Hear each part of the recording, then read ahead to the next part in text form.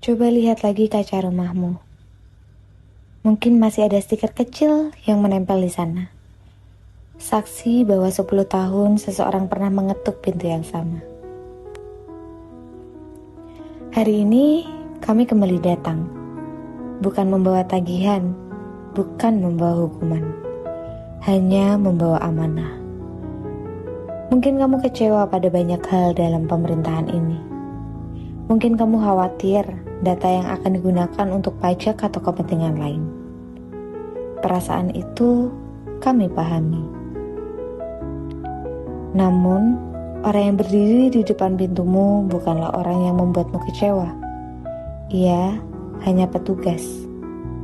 Berangkat sejak pagi, mengetuk satu demi satu pintu, menjalankan tugas yang dipercayakan kepadanya.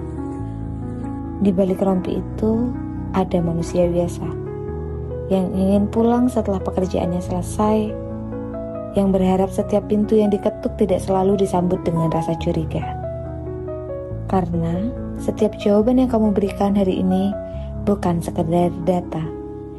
Ia adalah potret Indonesia untuk 10 tahun ke depan.